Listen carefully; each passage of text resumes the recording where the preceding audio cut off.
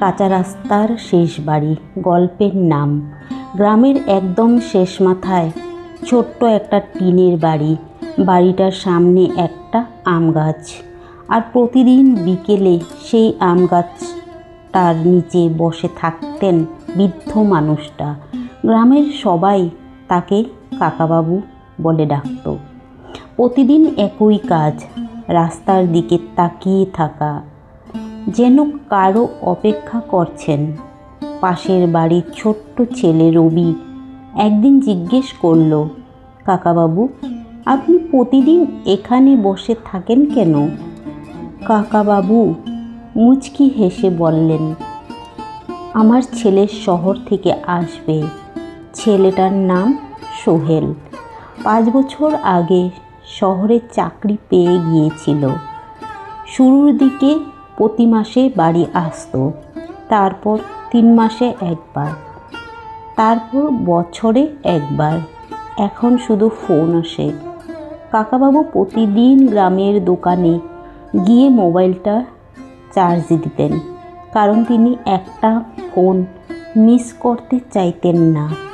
যদি ছেলে ফোন দেয়, গ্রামের মানুষ জানতো কাকাবাবুর ছেলেকে নিয়ে খুব গর্ব করেন। চায়ের দোকানে বসে প্রায়ই বলতেন, আমার ছেলে শহরে বড় চাকরি করে।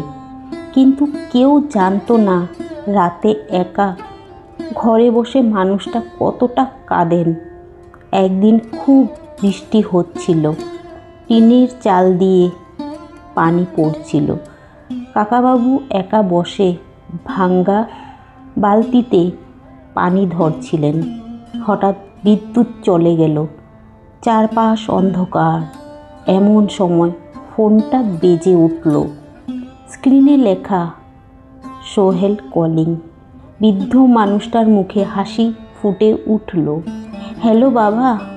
ওপাশ থেকে তাড়াহুড়া কণ্ঠ, বাবা, আমি এই পুজোতে আসতে পারবো না, অফিসে ছুটি নাই। এক মুহূর্তে মানুষটার চোখের আলো নিভে গেল। তবু হাসি মুখে বললেন, সমস্যা নাই বাবা, কাজ আগে। কারণ বাবারা নিজের কষ্ট লুকাতে জানে। ফোন কেটে যাওয়ার পর অনেকক্ষণ চুপচাপ বসেছিলেন কাকাবাবু। বৃষ্টির শব্দের মাঝেও বোঝা যাচ্ছিল মানুষটা কাঁদছেন। পুজোর দিন পুরো গ্রাম আনন্দে ভরা ছিল। সবাইয়ের বাড়িতে ছেলে মেয়েরা এসেছে, শুধু কাঁচা রাস্তার শেষ বাড়িটা নিঃশব্দ। কাকাবাবু নতুন পাঞ্জাবি পরে একা বসেছিলেন, কারণ তিনি ভেবেছিলেন হয়তো ছেলে সারপ্রাইজ দেবে। বিকালের দিকে একটা গ্রামের ছেলে দৌড়ে এসে বলল, কাকাবাবু, শহর থেকে একটা গাড়ি আসতেছে। কাকাবাবু হঠাৎ উঠে দাঁড়ালেন। তার চোখে আবার সেই পুরনো আলো। গাড়িটা বাড়ির সামনে থামল, কিন্তু সোহেল নামলো না। নামলো একজন অচেনা লোক। লোকটা ধীরে বলল, কাকা, আমি সোহেলের অফিস থেকে আসছি। কাকাবাবুর বুক কেঁপে উঠল। লোকটা কাপা গলায় বলল, সোহেল 2 দিন আগে রোড অ্যাক্সিডেন্টে মারা গেছে। পুরো পৃথিবী যেন থেমে গেল। বৃদ্ধ মানুষটা কিছু বললেন না, শুধু রাস্তার দিকে তাকিয়ে বসে রইলেন। কারণ কিছু কষ্ট কান্নার থেকেও বড় হয়।